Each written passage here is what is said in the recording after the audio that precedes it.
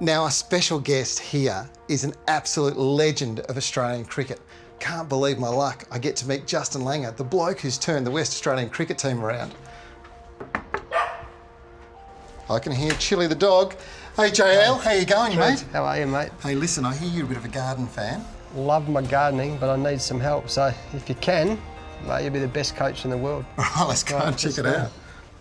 Justin, this is sensational, mate. What a great living area. Yeah, I'm very lucky, and like I say, with the Perth lifestyle in our summers, it's nice with the pool and the garden and the sunsets. Yeah. You know, our sunsets in Perth are magnificent, so we're very lucky here. A bloke who spent most of his time on grass, I reckon your lawn would be pretty good, wouldn't it? Yeah, don't tell me about the lawn. Like, seriously, it's the bane of my life.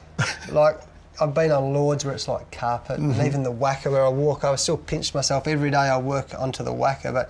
And my dad used to keep the most meticulous grass, and still does to this day. Mine, I work too much and I just haven't got time, but I'm horrified every time I see it, and it's a big project for me in the winter to get this grass right because it's killing me. Let's go and have a look. Come on, let's have a look. Okay.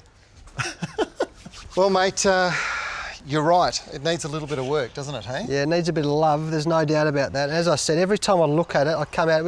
The kids have got the trampoline out here usually, but every time I look at it, I'm horrified, to be fair. Yeah. Well, what you've got an invasion of another grass coming through. So this would have been the original, beautiful fine leaf cooch that you've put down, and then Kaiku is slowly creeping through, and it's broader and a bit rougher, and some of these older varieties don't handle mowing super well, so you've got dead patches.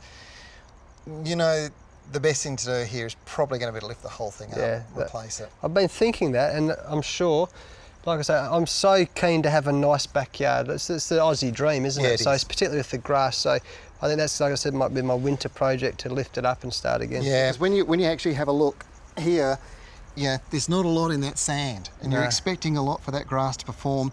A bit of clay into that, a bit of soil solver, a bit of organic matter, set the base up properly.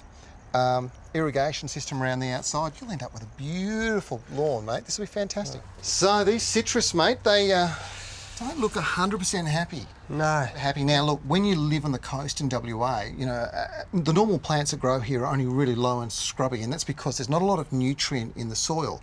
They've adapted to grow in that environment. But these soils, when you start putting in productive plants, they're a bit like somebody playing sport at an elite level.